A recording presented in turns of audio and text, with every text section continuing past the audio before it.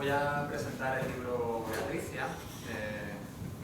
Yo conocí a Mariaje pues hace 5 años en uno de los talleres que doy de libertad emocional para la Universidad Popular Carles de Michelena. Y la recuerdo como una alumna muy alegre, muy participativa y además muy interesada en el tema de las emociones, ¿no? Que es lo que yo explicaba en ese taller. Pero lo que más me sorprendió de ella es que un día me comentó su proyecto como escritora personal, que me dejó alucinado. Y además tenía un cuestionario y todo para llevar a cabo el proyecto. Cuestionario que yo no pude rellenar, porque debe ser que no puedo escribir yo mismo. De hecho, yo tengo un libro que tendría que haber escrito hace varios años y no acabo nunca. Vamos, ni lo empiezo. Y este tema de escritora personal me pareció una idea que jamás se me habría ocurrido a mí y un reto maravilloso para llevar a cabo, ¿no? Como una aventura de vida. Pues como parece que la vida le encanta trenzar el destino uniendo hilos aparentemente sueltos, nos encontramos de nuevo en el camino. Y hace 3 meses me sorprendió con un correo también y me alegró mucho de que pensara en mí para ayudarle a presentar este libro, un libro de fantasía basado en las emociones.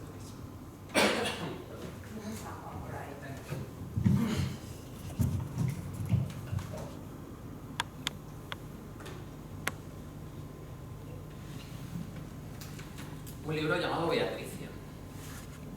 Bueno, pues quedamos en un café para que me diese los detalles de esa idea, de cómo podía colaborar yo con ella para presentarlo, y me transmitió los detalles con una pasión y con una ilusión que no le podía decir que no. Directamente fue un sí. Sí, ¿cómo quieres que te ayude? Lo presentamos, ¿no? Y entonces me entregó el libro para que lo leyera y me dijo, léetelo, y si te gusta, pues hacemos la presentación. Y me fui para casa con mi libro y empecé a leerlo. Y honestamente, Beatricia representó un reto personal cuando empecé a leerlo. La verdad que el principio de la lectura me dejó atrapado, porque Mariaje tiene una impresionante capacidad para describir el carácter y los conflictos personales de cada uno de los personajes. Además lo hace con muy pocas palabras y gran profundidad. Y a mí eso me captó rápidamente, ¿no? Un poco de formación profesional, ¿no? Yo soy terapeuta, pues entonces todo el tema de emociones y conflictos y tal como que me atrae. Y por tanto yo, pues ya con esas primeras páginas dije, pues este libro me va a encantar, ya me lanzo a ello. Pero yo que estoy acostumbrado a la fantasía hiperreal, trágica y descarnada tipo de Juego de Tronos, ya sabéis, salen dragones y gente con espadas que corta cabezas, esas cosas, pero además todo en plan muy real, pues me chocó directamente cuando la narración hizo un giro hacia una fantasía amable, una fantasía que recordaba a la de los libros de Michael Ende, ¿no? Entonces, seguir el libro, de hecho, me resultó un esfuerzo interno, intenso, pero muy enriquecedor, por lo que le doy las gracias a Mariaje por haberme provisto de esta lectura, ¿no? Que me ayudó a darme cuenta de muchas cosas y también dar los primeros pasos para lograr ciertos cambios. Para seguir el libro tuve que rendir mi cerebro adulto y rígido,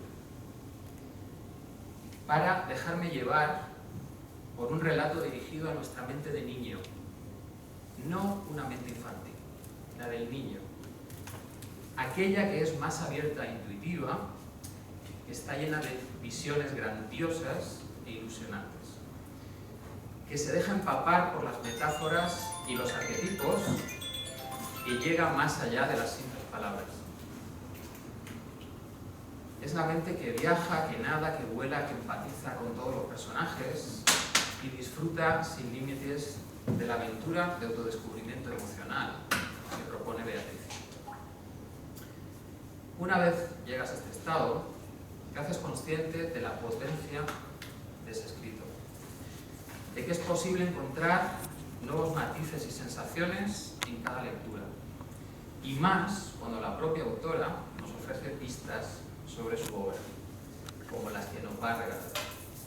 Os presento a Mariaje y os dejo con ella para que nos regale con su firma. Gracias.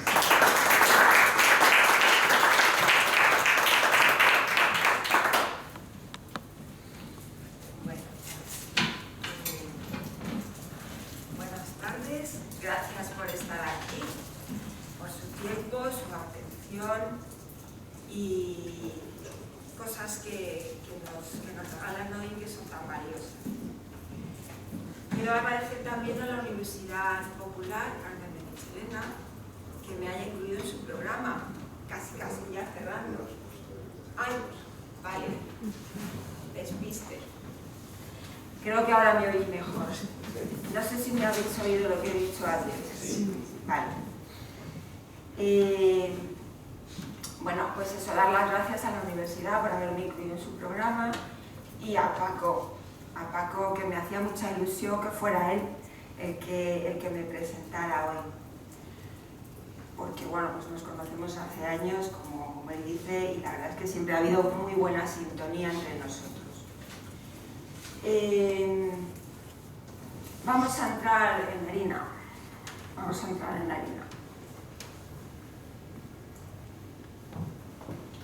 Nos situamos en la noche en blanco de Alcalá de Henares de junio de 2012. Todos los locales de la ciudad permanecen abiertos hasta el amanecer y en la calle hay música, teatro, torneos, toda suerte de actividades, porque fue una noche en blanco bestial aquella de aquel año. Entre la muchedumbre deambula Liena, una adolescente de 16 años, bastante madura para su edad, inquieta, algo introvertida y muy curiosa. Es hija de un artista del dibujo ya fallecido y de una mujer bella y tan perturbada como perturbadora, que está casada en segundas nupcias con un auténtico calzonazos. Durante la madrugada, Liena desaparece sin dejar rastro y no se sabrá nada de ella durante las próximas 2 semanas. Claro, 2 semanas en nuestro mundo ordinario, porque en la tierra de las 2 lunas, el tiempo no lo miden las horas ni los días. En la tierra de las 2 lunas, el tiempo lo gestan los sentimientos y las emociones. Es la tierra del miedo, de la tristeza, de la rabia, del orgullo, del amor y de la alegría. Allí, cada una de ellas tiene su aspecto, su color, su sentido, su recorrido y su paisaje. Tras las huellas de Liena, desaparecerá también Daniel, su admirador secreto, y junto con ambos el lector se embarcará en su propia aventura. Más tarde comprenderá que se halla inmerso en un viaje personal. Beatricia es una ciudad. Beatricia es una meta, pero no la última, porque la última meta es saber regresar y ser capaz de regresar al mundo ordinario después de haber vivido en Beatricia, trayendo consigo sus regalos y no olvidar jamás. Bien, Beatricia es la traslación a la narrativa fantástica de un libro publicado por Arantxa Merino, que tenemos hoy la suerte de tener aquí. Este fue el primero que publicó, se titula Haz que cada mañana salga el sol, creo que vaya por la 8ª edición, y ha tenido un éxito tremendo. Cuando salió este libro yo hice una reseña, porque como ha dicho Paco, yo escribía hasta entonces de forma privada textos por encargo para regalar alguien que quería hacer un regalo especial. Ese proyecto sigue en pie, aunque está ahora un poquito parado por la promoción del libro que hemos presentado en muchas ciudades españolas. Pero de forma pública solo escribía en mi blog La Casa de las Mil Voces, y ahí fue donde publiqué una reseña de este libro. Arantxa Merino y su pareja, que por entonces era su manager también, lo leyeron y les gustó. Y pensaron que podría ser yo la persona idónea para hacer realidad un sueño de Arantxa, que era ver su método expresado en personajes que interactuaban en una historia. Bueno, me acongojé por ser fina, me acongojé y dije que sí. Y el resultado fue un libro bastante gordo y bueno, pues que está dando mucho juego y afortunadamente ha tenido una grandísima acogida, porque se publicó en noviembre del año pasado y ya va por la segunda edición.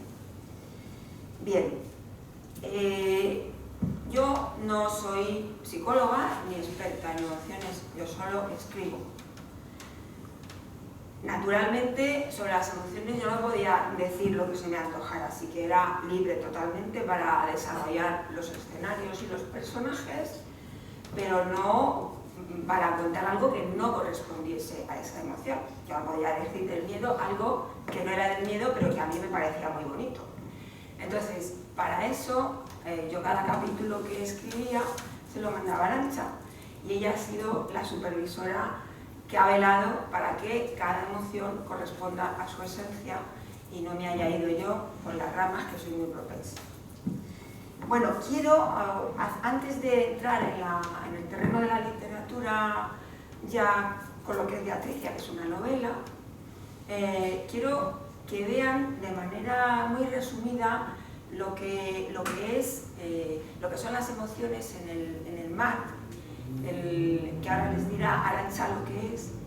Y para ello, pues ya que la tenemos aquí, pues yo iba a poner un vídeo, pero ya que la tenemos aquí, pues que nos lo cuente ella. Les presento a Arantxa Merino.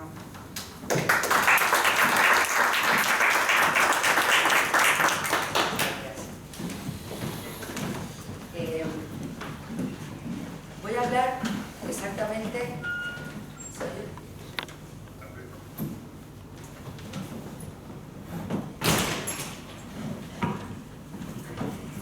5 o 6 minutos que me ha habido Mariaje, porque si no, ella tiene mucho que contar.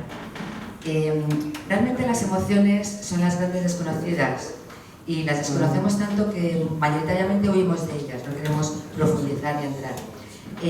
Yo durante mi vida, yo no soy psicóloga tampoco, pero llegué a las emociones a través de enfermedades, situaciones que me ocurrieron en la vida.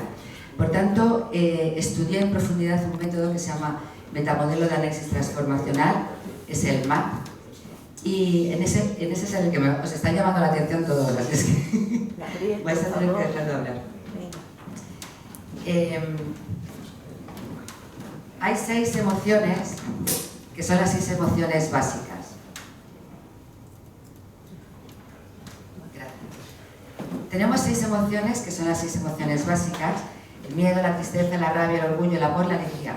Fundamentalmente las desconocemos. Entonces pensamos que el miedo, la tristeza y la rabia son emociones negativas, el amor y la alegría son emociones positivas, y el orgullo pues no sabemos muy bien cómo definirlo. Y más o menos así vamos bandeándonos. Pero este equívoco nos hace que en la vida estemos confundiéndonos y repitiendo patrón continuamente. Entonces yo quiero explicaros muy brevemente qué es cada emoción. Podría hablar horas, pero en 1 minuto por emoción lo podemos resumir enseguida. Empezamos por la emoción miedo. El miedo lo conectamos con la inseguridad. Sin embargo, el miedo es la emoción que nos permite sentirnos seguros, sentirnos a salvo. ¿Por qué? Porque cada emoción no se puede sentir porque yo quiero, porque me apetece. Responde a los estímulos. Cuando hay una amenaza, cuando hay un riesgo, cuando hay un peligro, la emoción miedo es la que tiene que actuar. La emoción miedo vale para poner límites, para decir que no, para que retroceda la amenaza. Por tanto, me voy a sentir seguro. Si yo estoy hablando y una persona me está interrumpiendo, eso es una amenaza que yo pueda seguir hablando. Tendré que pedir respeto a esa persona. En el momento que pongo límites, siento la seguridad. ¿Pero qué hacemos con el miedo? que o bien lo usamos por exceso, es decir, vemos amenazas donde no las hay y estamos impidiéndonos actuar, por tanto el miedo es cuando nos paraliza, nos bloquea, o otras veces no queremos ver la amenaza para no tener que poner límite y entonces nos invaden o somos nosotros los invasivos y no respetamos a los demás. Siguiente emoción, la tristeza, que también la asociamos mucho con la melancolía, la nostalgia, la depresión. Realmente la tristeza auténtica es la emoción que nos sirve para detectar las pérdidas y pensar. Es la emoción inteligente que nos conecta con la mente, con nuestra parte más cerebral, más lógica, más racional. Y en cuanto hay una pérdida, decir, acepto esta pérdida, soy consciente de ella y pienso para resolver. Y así conseguiré su finalidad. La finalidad de la tristeza es desarrollarnos y encontrar claridad en nuestra vida y en nuestra comunicación. Claro que si yo pierdo las llaves y me enfado, o pierdo un avión y me enfado, estoy conectando con otra emoción, con la rabia. Y ahí no voy a resolver nada. Por tanto, acepto todas las pérdidas que hay en mi vida porque sé que las puedo resolver. Sin embargo, ¿cómo utilizamos la tristeza muchas veces? Por exceso. Vemos pérdidas donde no las hay. Anticipamos problemas futuros, todo lo que va a pasar, y nos ponemos a pensar y a resolver cosas que no han pasado aún. Por tanto, tampoco nos valen. Las personas que tienen defecto de tristeza son personas que no quieren asumir las responsabilidades en su vida y delegan, que lo haga otro. Nos vamos a la rabia. La rabia es la emoción de la vitalidad, de la energía. Es una emoción también muy interesante porque sin ella tampoco hay salud. La mayoría de las somatizaciones que se pueden convertir en enfermedades vienen por utilizar la rabia o en exceso o por defecto. Me la trago y me la callo o grito demasiado. Entonces la rabia auténtica es una emoción firme pero es tranquila. Si no es tranquila ya no vale porque su finalidad es la justicia. Por tanto, toca utilizarla cuando hay una injusticia. Véase manipulación, mentira, agresión, engaño, traición. No hay más. En esos casos la rabia lo que hace es decir así no y así sí. Enseñar el cómo quiero ser tratado. El exceso de rabia se manifiesta en resentimiento, también en envidia o en rencor o en deseos de venganza, porque estás viendo injusticias donde no las hay. Y sin embargo, las personas que no quieren ver las injusticias, que miran para otro lado porque quieren evitar conflictos, acaban tragando, aguantando y acaban sin energía y sin vitalidad. El orgullo. El orgullo es una emoción preciosa porque nos conecta con nuestro ser interior. Lo asociamos a la prepotencia, pero eso es porque lo usamos mal. El orgullo auténtico es la emoción que nos permite admirar lo admirable. Si alguien me supera en algo, le admiro y le felicito. Siento orgullo por esa persona. Si yo me supero en algo porque he mejorado alguna cosa o me he atrevido a hacer algo que antes no hacía, debo sentir orgullo por mí misma. Sentirme orgullosa es la emoción de la admiración y de la superación. También es la emoción que nos permite crear. La creatividad, la invención, los descubrimientos, el escribir, por ejemplo, lo que ha hecho María G. En su libro ha sido gracias a que ha conectado con su orgullo auténtico y desde ahí ha podido crear. Si no, no podemos. El exceso de orgullo sí se manifiesta en soberbia y en prepotencia, porque yo quiero ser más que los demás y me admiro a mí mismo por encima de otros. El defecto de orgullo implica personas serviles, que se someten, que se rebajan, casi siempre buscando reconocimiento que por esa vía nunca encontrarán. El amor es la emoción que nos permite crear espacios de seguridad y su finalidad es la pertenencia. La pertenencia por afinidad y por elección, no por imposición. Elijo a las personas de las que me quiero rodear y así sí que creo espacios de seguridad. El amor por exceso nos hace ser salvadores, salvar causas perdidas y meternos donde no nos llaman y acabar bastante decepcionados y desilusionados. Y el amor por defecto pues nos vuelve fríos y poco solidarios. Y la emoción alegría, finalmente, es la emoción de la plenitud, es la emoción de los regalos inesperados. Esos que no haces nada por recibir, no estás buscando, sencillamente llegan, porque, como yo digo, la alegría y la felicidad no hay que buscarla, se encuentra. Y se encuentra tras ese camino de recorrer esas 6 emociones, llegamos a la última, la emoción de la plenitud. También la alegría tiene sus problemas. Una alegría por exceso te vuelve demasiado eufórico o te vuelve temerario porque no ves riesgos y te lanzas y acabas siempre en algún batacazo. Y la alegría por defecto pues son las personas amargadas que no quieren disfrutar y además también impiden disfrutar a los demás. Así son las 6 emociones básicas, muy resumidas, pero para que podamos colocar y saber que todas son necesarias y beneficiosas. Solamente hay que saberlas gestionar. Muchas gracias.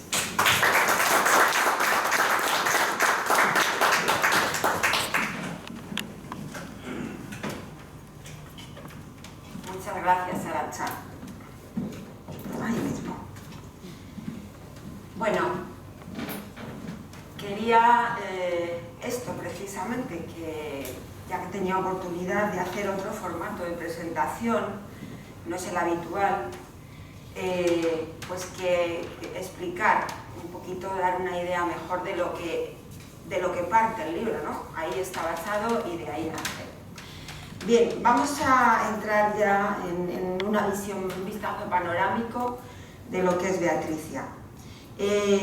Beatricia tiene 359 páginas repartidas en 23 capítulos y un epílogo.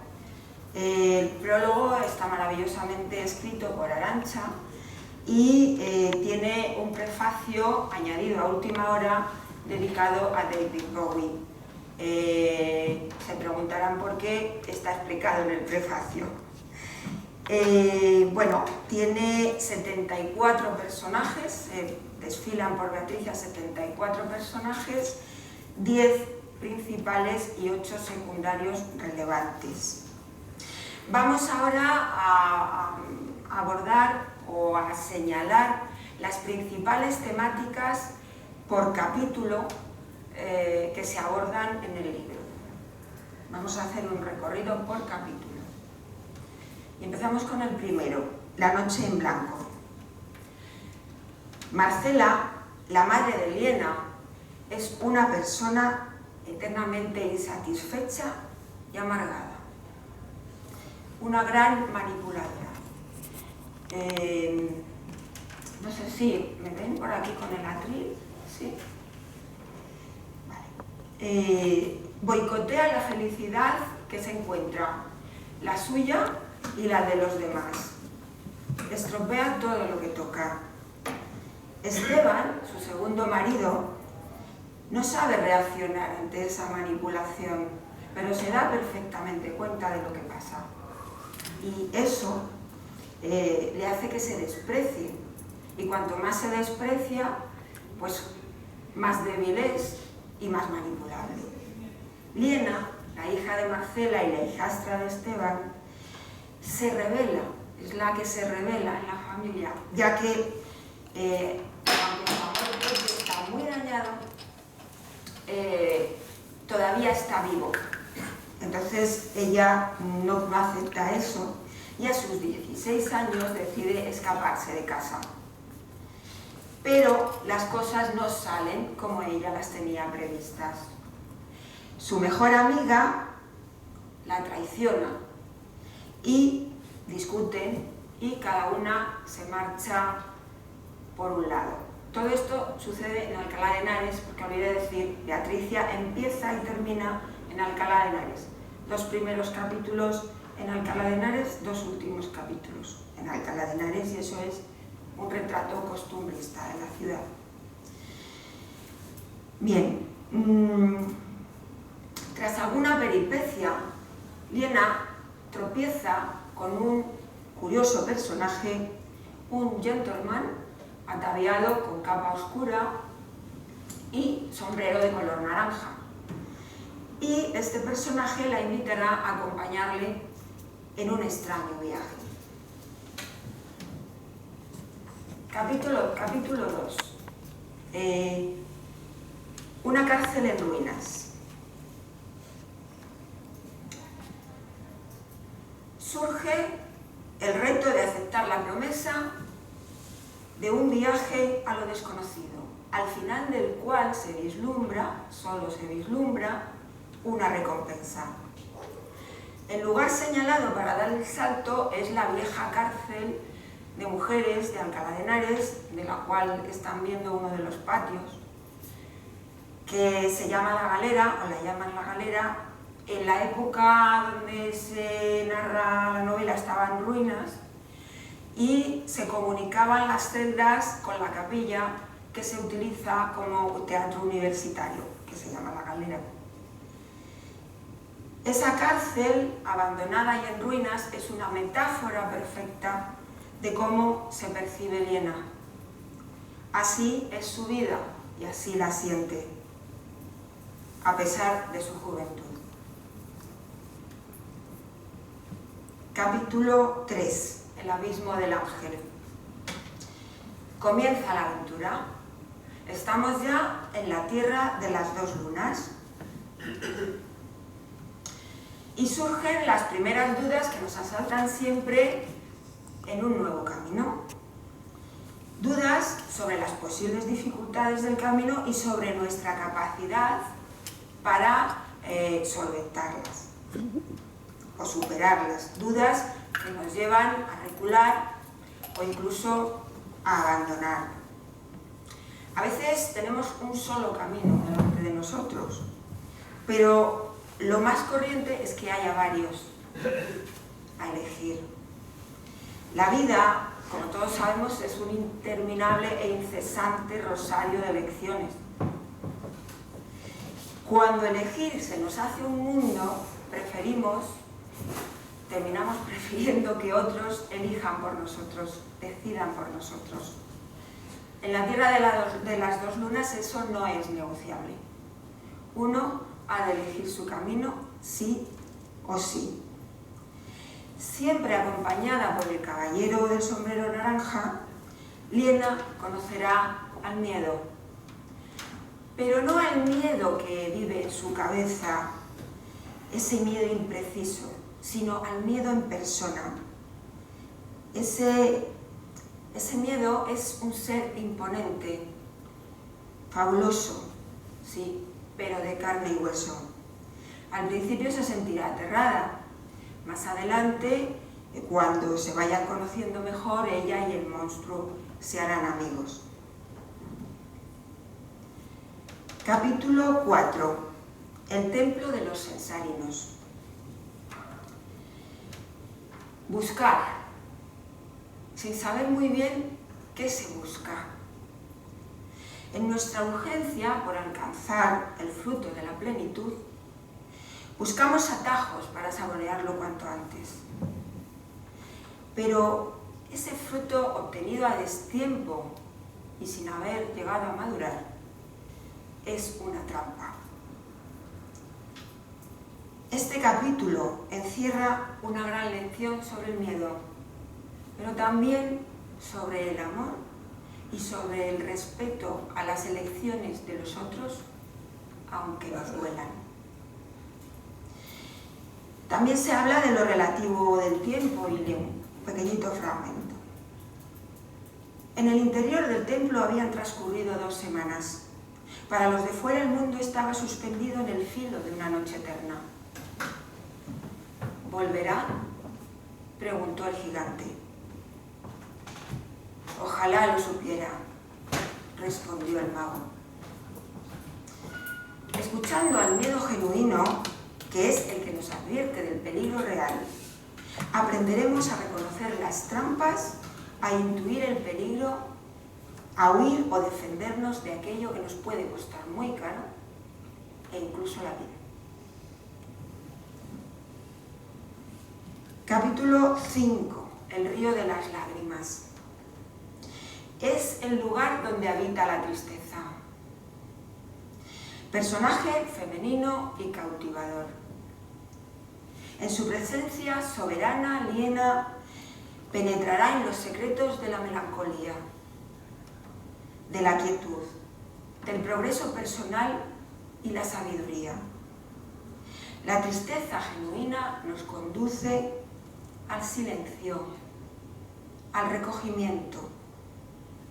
El aspaviento, la laraca, huye de su lado. Todo se ralentiza, por dentro y por fuera.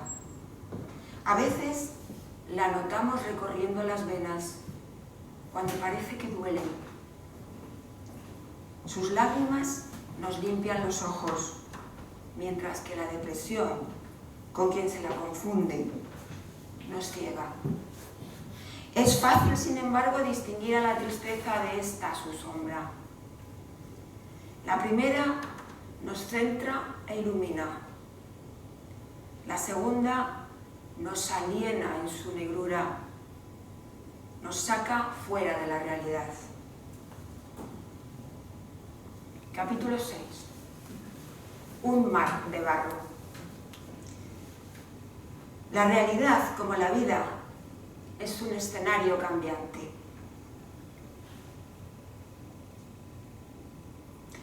Nada está quieto nunca, nada existe inmutable bajo el sol, nadie se baña 2 veces en el mismo río.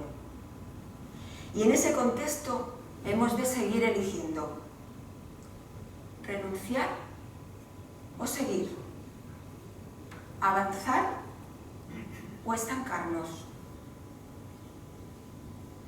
Se prefigura aquí uno de los mayores obstáculos para llegar a Beatricia. En las cenagosas playas de este océano de barro acampa la humanidad indolente, autojustificando su inercia y lamentándose. Desearían salvar ese mar de barro sin mancharse, sin decidirse a embarcar. Y se marchitan en una espera indecisa que agota toda esperanza. Por cierto, las naves que surcan ese océano de barro se llaman barcos esperanza. Capítulo 7. Persiguiendo el amor. Cuando tratamos de aparentar lo que no somos y no lo conseguimos, porque no engañamos a nadie, lloramos de rabia. Son lágrimas equivocadas las que derrama Maika, la amiga de Liena. Esta amargura es falsa rabia que sustituye la verdadera tristeza, que es la que nos ayuda a comprendernos y a aprender de la sabiduría que encierran nuestras carencias. Este capítulo está protagonizado por Daniel, el admirador de Liena, quien, a pesar del rechazo de esta, no se rinde a la primera y a la segunda. Es alguien que sabe permanecer fiel a sí mismo y a sus principios. No sabe si saldrá victorioso, pero disfruta de lo que le brinda el camino, y por eso el camino le obsequia con creces. Capítulo 8. El desierto escarlata. Damos un salto en el tiempo, 20 años atrás, y cambiamos de escenarios y personajes. Luego retomaremos a Liena y al hombre del sombrero naranja más adelante, pero aquí vamos a conocer a un personaje inspirado en un hecho real. Adara fue un niño avestruz, como los niños lobos, pero él, un niño avestruz, de principios del siglo XX, en lo que entonces era el Sáhara Occidental. Cuando aún no había cumplido 1 año, era transportado por su madre en un capacho por el desierto y algo asustó al camello, que salió huyendo. Sabiendo la mujer que sin el camello no podrían regresar a la jaima, dejó al niño refugiado en unos matorrales y salió persiguiendo al camello. Entretanto se desató una colosal tormenta de arena. Entonces, debido a esto, la mujer nunca fue capaz de reconocer el sitio donde había dejado a su hijo. Todo el poblado salió a buscarlo y tras varios días de búsqueda lo dieron por muerto. Entretanto, el niño se había refugiado en un nido de avestruz y las avestruces o los avestruces lo adoptaron y estuvo con ellas hasta los 14 años. Solo se conserva esta foto de Adara. Julio Caro Baroja en sus estudios saharianos lo cita porque lo conoció personalmente y como curiosidad cuenta un cronista del tiempo que los avestruces fueron prácticamente exterminados por los soldados españoles, pues los utilizaban como dianas para sus prácticas de tiro. Bien, Pues he basado este capítulo y sus personajes en este hecho real. Y aparece aquí otro personaje, Emoción,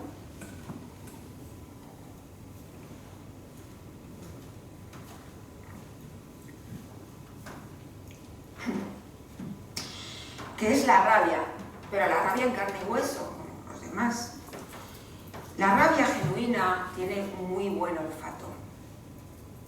Cuando ella dice que algo le huele mal, hay que prestarle atención, porque no suele equivocarse. Es casi imposible engañar a la rabia, porque detecta las mentiras.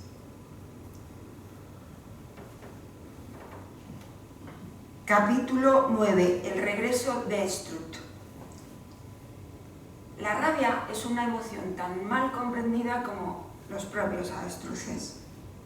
Se les pone como ejemplo de quien entierra la cabeza en el suelo para no ver los problemas, cuando lo que hacen es acercarla al suelo para camuflarse y, merced a su fisonomía, parecer arbustos. Es una técnica defensiva y síntoma de estar muy alerta, todo lo contrario de quien no quiere ver. Por lo general, preferimos mantener esta emoción a raya. La rabia está mal vista, si la sentimos la maquillamos. Pero cuando la injusticia aplasta, la rabia es la que pone orden, la que defiende.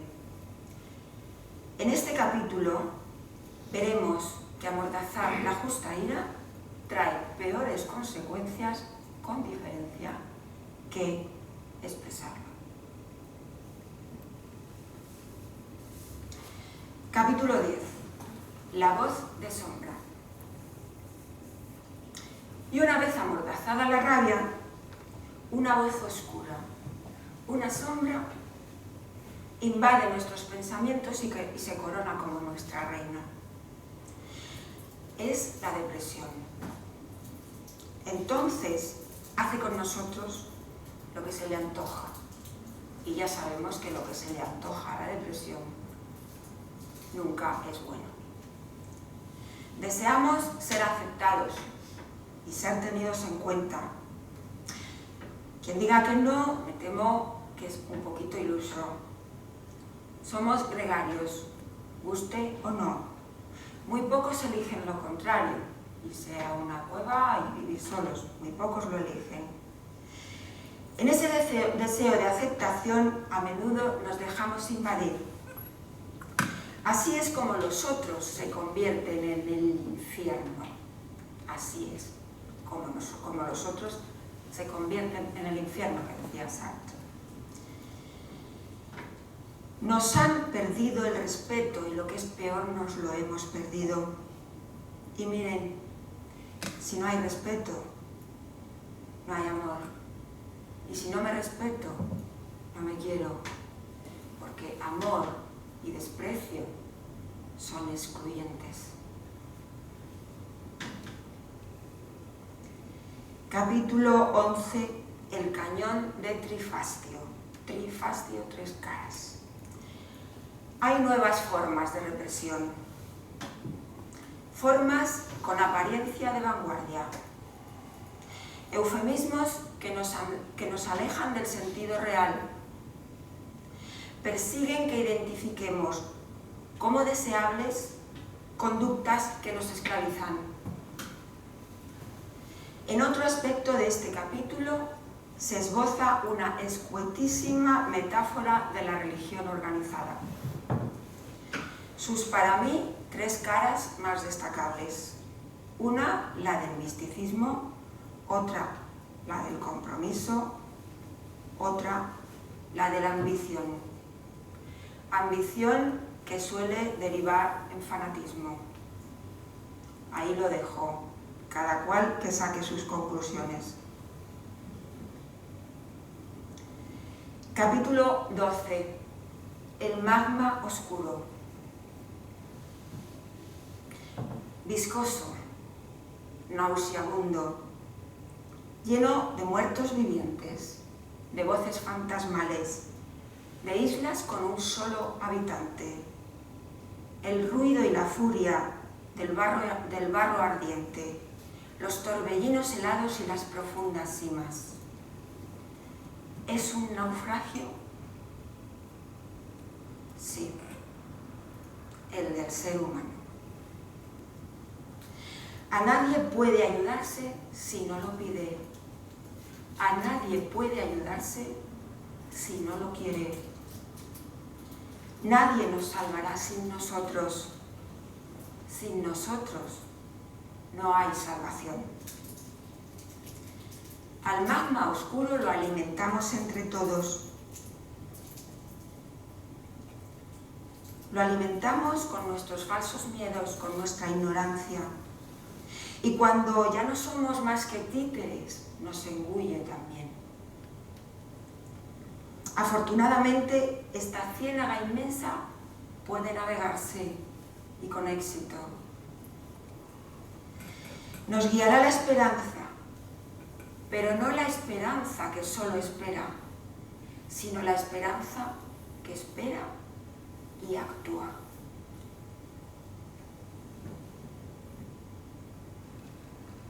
Capítulo 13. Una superviviente. El barco en el que viajan por el mar de barro los protagonistas de esta historia se llama Esperanza 9000, en una clara alusión al ordenador más famoso de la historia del cine, HAL 9000, de 2001, Odisea Espacial. Y es que se nos olvida que somos menos que un átomo en el universo y que viajamos todos en la misma nave, la nave Tierra, solo porque a veces se nos olvida. Aquí aparece un personaje que luego será principal, una mujer que no acepta su destino injusto, del cual huye, y vaga en busca de su lugar en el mundo, ese lugar cuya existencia intuye y sabe le pertenece por derecho.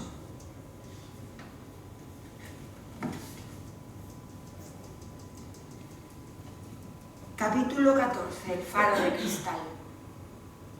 Cuando la silueta del genuino orgullo aparece en el horizonte, empezamos a abandonar el magma oscuro. Cuando nos miramos en sus espejos, en los del orgullo, y él nos mira, podemos vernos como somos, sin filtros atascados y sin falsas creencias. Y se sana de la ceguera que nos impide ver nuestros dones en toda su amplitud. Algo que, por cierto, nada tiene que ver con la vanidad.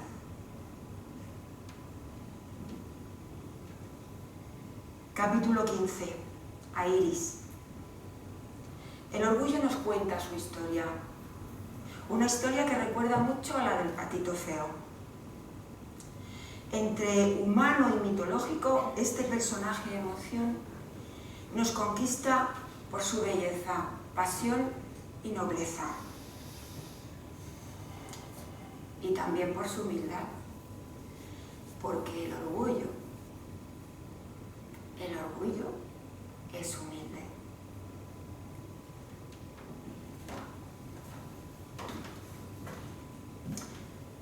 Capítulo 16. Gisanda.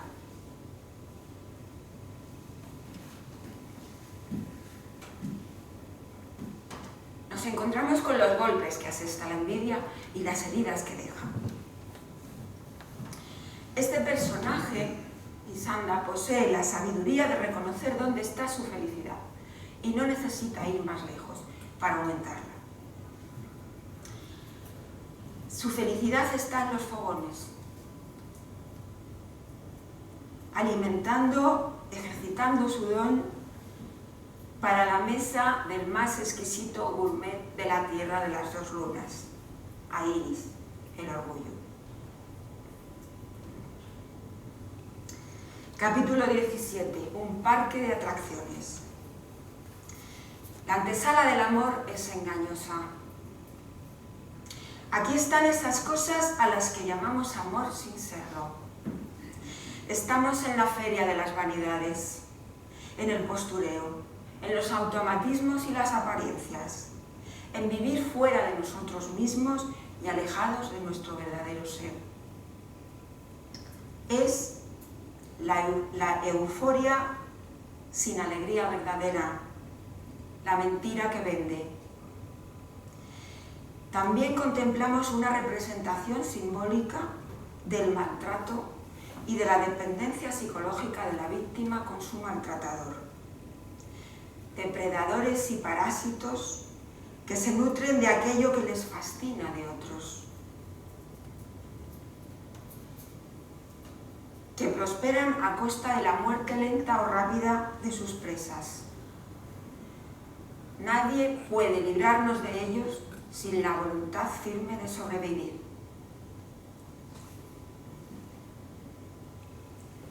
Capítulo 18. La casa del amor. El amor en persona nos conduce a su casa. En ella se encuentra el laboratorio alquímico que destila su esencia. Sus estancias son dinámicas y entre sus paredes hallamos un espacio seguro donde nada hay que temer. Leo un pequeño párrafo de ese capítulo. En ningún otro lugar estuvo tan a gusto ni tan a salvo. Allí dentro era imposible sentirse amenazado. Una corriente de profundo afecto circulaba entre todos y se movían en la confianza plena de no ser heridos ni querer herir. Era como si allí las paredes resultasen infranqueables a todos los peligros, a todas las envidias, a todos los juicios y reproches. En aquel recinto, lo apetecible y natural era amar y ser amado. Ahora que estaba allí, lo sabía. Beatricia, página 251. En la casa del amor uno bebe el filtro que necesita, aquel aspecto que del amor le falta, aquella parte que fue derramando por el camino sin apercibirse. Después solo brota la gratitud. Capítulo 19. El Valle de las Cavernas. Nuevo salto retrospectivo, pero esta vez no nos vamos al mundo real, seguimos en la tierra de las dos lunas. En esta visión vislumbramos el último y formidable obstáculo que ha de vencer el peregrino: el miedo al cambio. Algo que nos hace inflexibles y hasta tiránicos. Y aun cuando nuestro mundo se derrumba, nos resistimos a abandonarlo. Y esa resistencia convierte la vida en un infierno de amargura y rencor. Aquí tiene lugar una pelea curiosa entre dos titanes.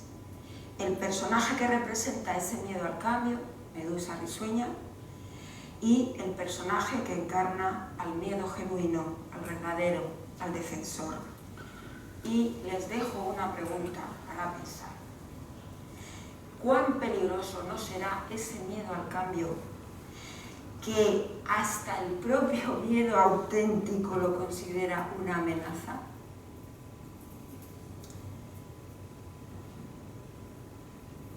Capítulo 20. Beatricia. Y por fin entramos en Beatricia. Ciudad y reino a la vez. El nombre viene de Beatriz, el nombre Beatriz que significa la que proporciona felicidad. Entonces yo de ahí derivo Beatricia y se me antoja que sea la que proporciona alegría. Me inspiré para crear esta ciudad en la ciudad inca de Machu Picchu, porque estando allí sentí algo muy especial que no sentí en ninguna otra parte. Este dibujo que vemos es una reconstrucción de la ciudad en su esplendor. El símbolo de Beatricia es la margarita, la flor, por su abundancia, belleza, frescura y gratuidad. Está ahí al borde de los caminos, apenas la miramos, pero se nos ofrece gratis y alegre. Esas son las características de la verdadera alegría. La reina de Beatricia es Aratrice, personaje que encarna a la alegría con una chispa increíble, nos conquista con su vitalidad, su gracia y su sabiduría para disfrutar de las pequeñas cosas de la vida y de los grandes regalos que ella ofrece. El mayor encanto de Beatricia es la sencillez. Ahora es siempre, reza un cartel en la puerta de una de sus casas. No puede resumirse más sencillamente la plenitud. Capítulo 21, vamos terminando. Amistad y plenitud. La amistad es la consecuencia inmediata de una buena comunicación. Entonces todo fluye de forma lógica y natural. En la amistad se disfruta más y mejor de todo lo bueno. La soledad es imprescindible, la amistad necesaria. Y si no tenemos amigos, nos los inventamos, como Tom Hanks en la película Náufrago, que le pinta una cara a un balón de vóley y le llama Wilson y habla con él. Y esas charlas donde habla con él de sus sentimientos le ayudan a sobrevivir a la locura y a tantos años de soledad. Capítulo 22. Nostalgia. Hasta en el paraíso, y Beatricia lo es, pues hasta en el paraíso rebrota el anhelo humano más profundo, el de la vuelta al origen. La reconciliación interna nos lleva a la voluntad de querer mejorar nuestro pequeño mundo, con la esperanza de que todo cambie a mejor. Con la suma de nuestros pequeños mundos renovados, el mundo podrá cambiar. Pero aunque solo cambie nuestro mundo, el mundo cambiará para nosotros. Esto es obvio y se dice mucho. Yo creo firmemente en esto y el resultado es que ya no necesito creerlo, porque la evidencia desplaza a la fe. Esto lo dicen en todas las catequesis. Bueno, en este capítulo en tinta roja también tenemos un fragmento de metaliteratura. Hay cuatro trozos, 4 partes del libro escritos con tinta roja. Este concretamente es metaliteratura en el que la autora, es decir, servidora, conversa con el personaje que encarna el amor. Tienen un diálogo. Bien. Capítulo 23, Alcalá de Henares. El regreso a Ítaca, nuestra ciudad del alma, que nos proporcionó tan hermoso viaje, del que volvemos más sabios y experimentados. Les recitaré unos versos del poema Ítaca de Constantinos Cavafy, muy breves. Lleva a Ítaca siempre en tu pensamiento, porque llegar allí es tu destino. Mas no apresures nunca el viaje. Mejor que dure muchos años y atracar, viejo ya en la isla, sin esperar a que Ítaca te enriquezca, porque ya estarás enriquecido con cuanto hallaste en el camino. Bueno, pues aquí volvemos a los escenarios de Alcalá, emblemáticos. Allí nos espera de nuevo el choque con la realidad de cada día, la hora de la comprobación. ¿El viaje nos ha servido? Si nos ha servido, el efecto dominó será imparable. Epílogo, rondallas y tapas. Escucharán ahora un breve extracto de este epílogo en la voz del actor y locutor Yello Vallejo. Atención a los personajes que desfilan. Aunque puedan parecerles más fantásticos que los de papel, son todos reales y están en Alcalá. Y si van alguna vez, a lo mejor se encuentran con ellos.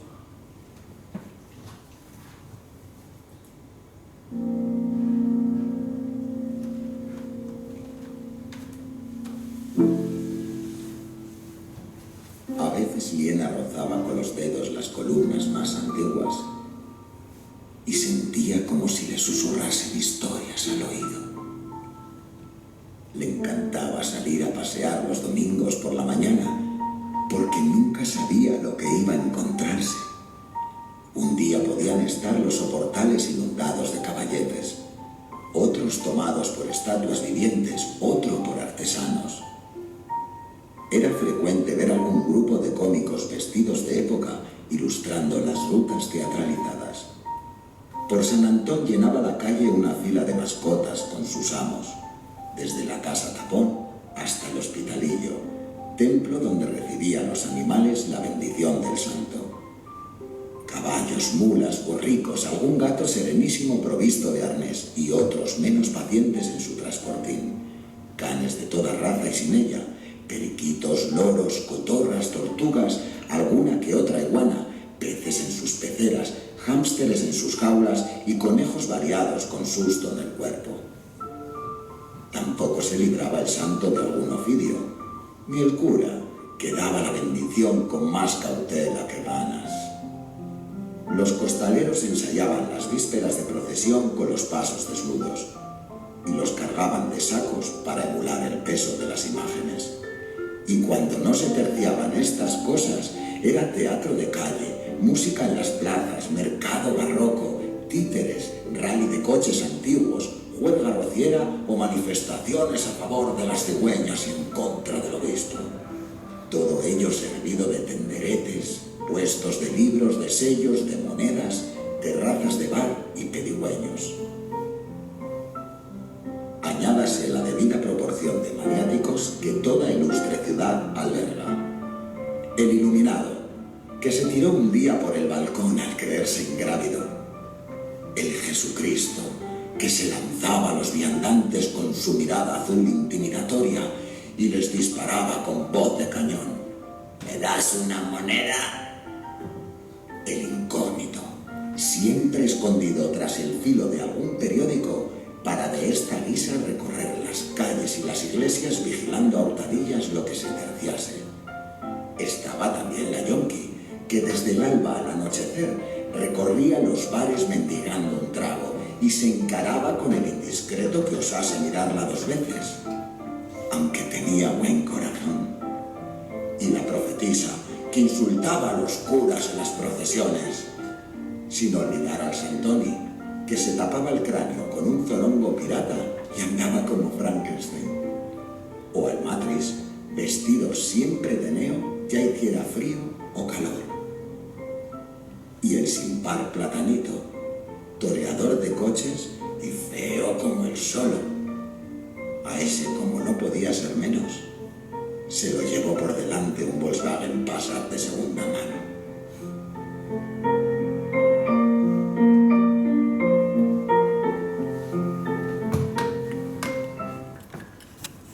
Bien, unos apuntes sobre Ende y Beatricia. Estamos terminando ya. Cuando estaba en la última fase de correcciones, y solo entonces, me di cuenta de una cosa que la verdad me puso muy contenta. Y era que lo que había escrito guardaba muchas correlaciones con la literatura de Michael Ende. No es por compararme con él, no, es que no, considerar la distancia. Pero él, me refiero al método, él es un maestro, era un maestro en el arte de utilizar la fantasía, lo fantástico, lo simbólico, lo totémico, para deconstruir la realidad y luego, una vez revestida de símbolo, entregarla reforzada. Algo parecido había hecho yo con Beatricia y suelo hacer en escritos de este tipo. De Ende es muy conocido La historia interminable, por supuesto, y Momo, por ejemplo, tiene más.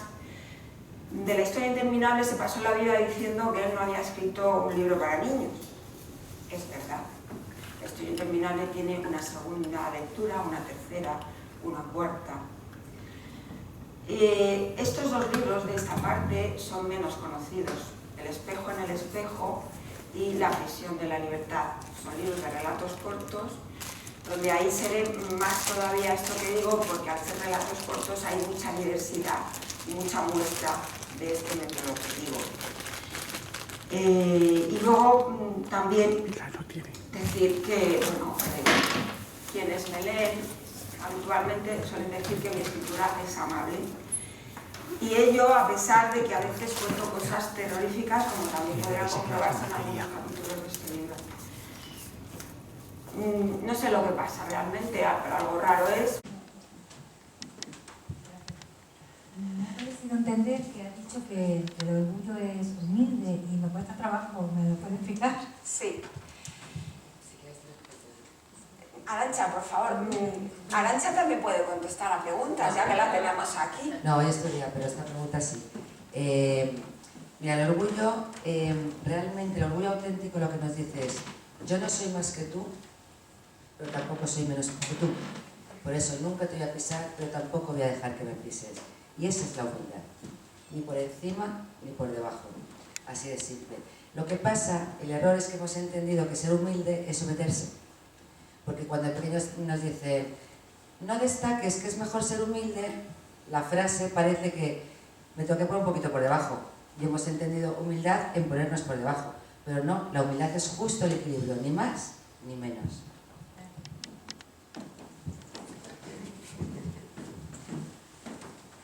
Bueno, ¿alguna pregunta más? Sí, por ahí, una mano.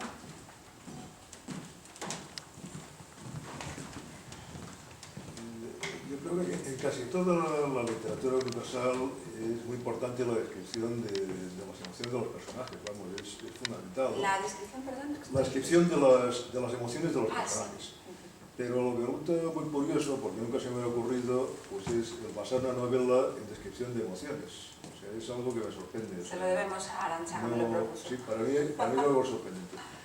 Y bueno, y quisiera también hacer otra pregunta que no tiene nada que ver realmente con el libro en sí, ¿no? Y es que me ha resultado muy curioso el tema de un niño avestruz. Nunca lo hubiera imaginado. Es decir, el tema de niños adoptados por animales, en especial lobos, bueno, pues es conocida el libro de la selva de Kipling.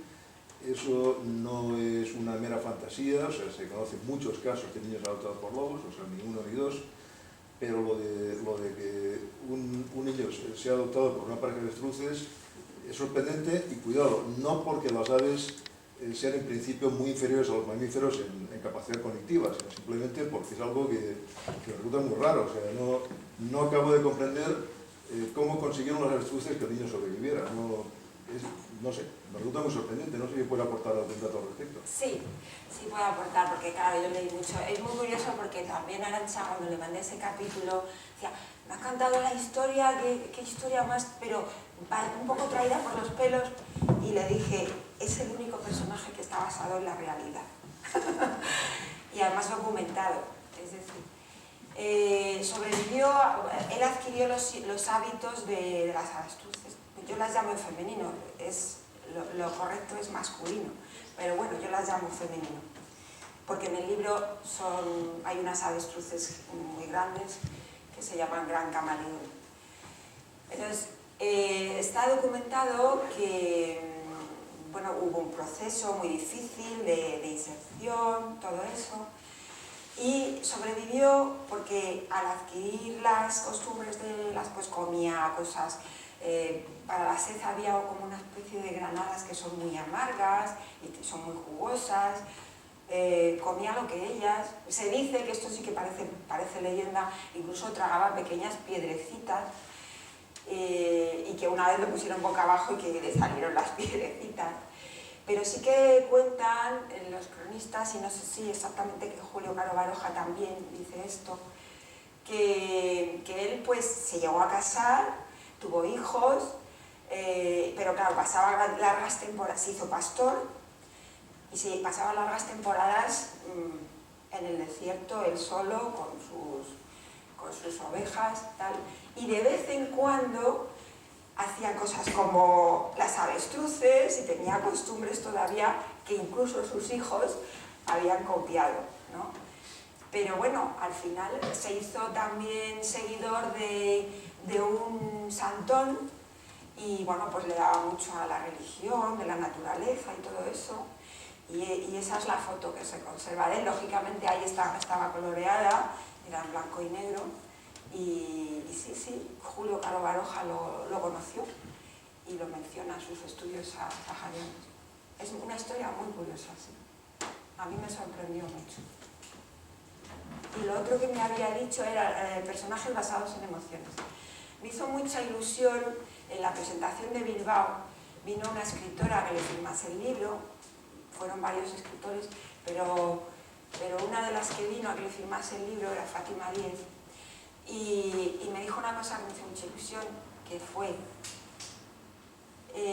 me ha sorprendido que habiendo 6 personajes que son las emociones tan potentes todos, no se machaquen unos a otros. Son personajes todos muy potentes, y es verdad que no se machacan unos a otros. Eso me hizo mucha ilusión. ¿Alguna pregunta más?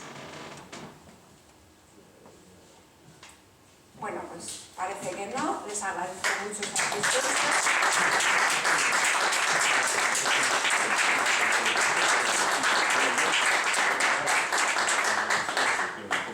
Yo le quiero entregar a la universidad un libro para que lo tengan aquí. No, yo se lo entrego.